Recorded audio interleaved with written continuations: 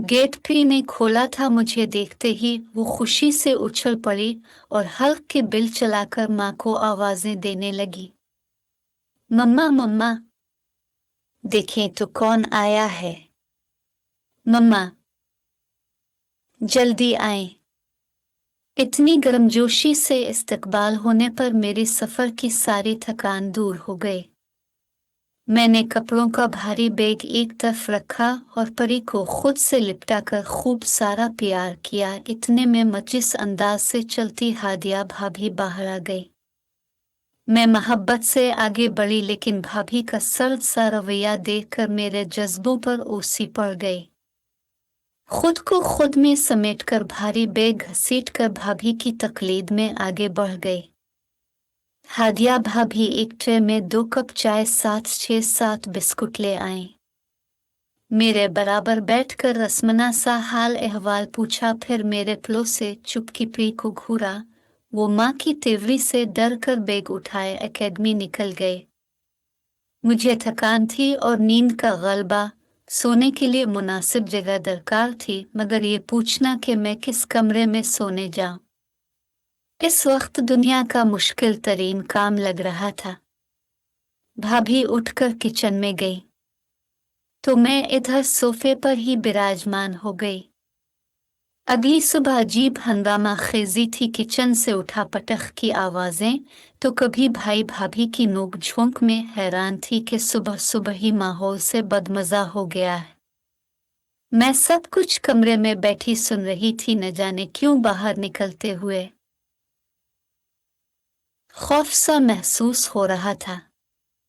फिर ऐसा क्या हुआ जो भैया ने प्री को थप्पड़ जड़ दिया और वो करंट खा के बाहर को भागी। प्री को जाके अपनी बाहों में समेटा, लेकिन हादिया भाभी तन फिन करती आई। प्री को मेरी गिरफ्त से आजाद किया, खींचकर दोबारा भैया के सामने ला खड़ा किया और खुद भी इस पर चिल्लाना शुरू हुई, कहाँ से आएंगे पैसे, ये तुम्हारा बाप अब किया डाके डाले। कुछ रहम करो अपने बाप पर और जुबान का चस्का थोड़ा कम करो। शायद परी ने स्कूल जाने के लिए पैसे मांगे थे। मैं बात समझ के आगे बढ़ी, उसे साथ लगा और फिर कमरे से पैसे लाकर दिए, जो उसने बिला हील व हुज्जत ले लिए।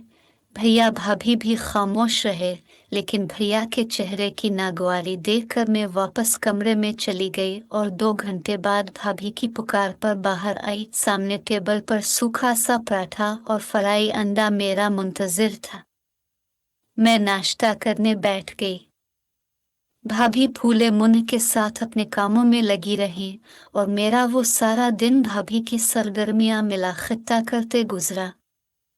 जो बर्तन आराम से रखा और उठाया जा सकता था वो पटखा जाता। कैबिनेट के दरवाजे जोर जोर से मारकर न जाने वो क्या गुस्सा निकाल रही थी। मैंने काम में हाथ बटाने के लिए पेशकदमी की तो भाभी ने साफ मना कर दिया। मामा, ये किया अपने दाल रोटी बना ली। रात के खाने पर प्री मुंह बिसोर के बैठ गई। चुपचाप खाओ, भाभी ने धार कर कहा, लेकिन प्री दब करने की बजाय बिफर गई। क्या हो गया है आपको? कल से आप मुझे बिलावजा डांट रही हैं। सुबह पापा ने मुझे आपके भड़काने पर मारा था, न जाने किस बात का गुस्सा आप मुझ पर निकाल रही है। नन्ही सी प्री तन कर माँ के सामने खड़ी हो गई।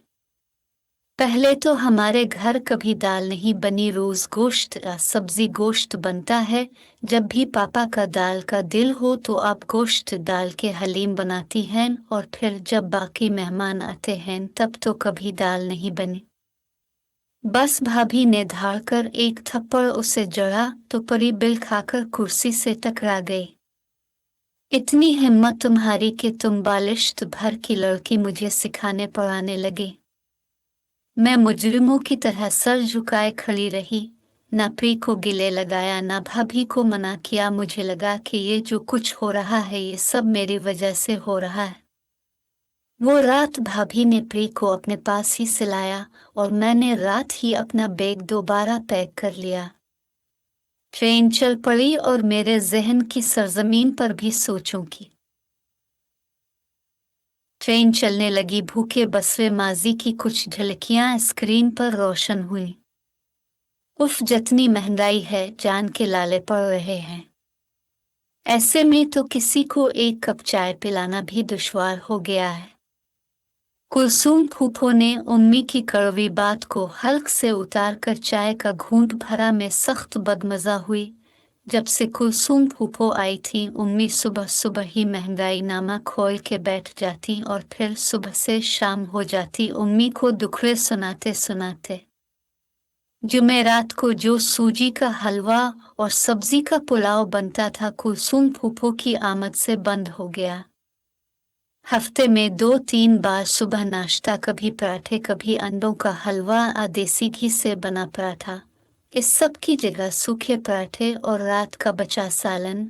गरज हमारे घर का तमाम मेन्यू बदल गया और साथ साथ सारा दिन जो कुछ फूफो को सुनाया जाता, वो जो महीना भर रहने आई थी, 5-6 दिन बाद ही रुखसत हो गई। फूफो के जाते ही घर की फिजा खुशगवार हो गई। उम्मी जान का लहजा फिर से मिठास भरा। वही पकवान, वही खुशबू, ना महंगाई का रोना, ना कामों की थकन का घेरा। वो वक्त कब का गुजर गया। उम्मी, अबू और फूफो अपने असली घरों में चले गए।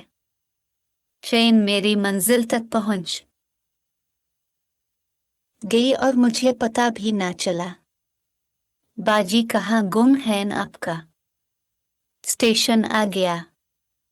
साथ बैठी औरत ने मुझे झंझोड़ा। मैंने भीगा चेहरा साफ किया और अपना सामान उठाकर नीचे आए।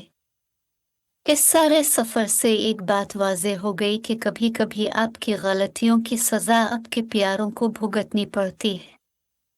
मैंने एक बार फिर आंखें रगड़ी। थकान से मेरा बुरा हाल था। अपने माँ बाप की बोई फसल में काट के आई थी।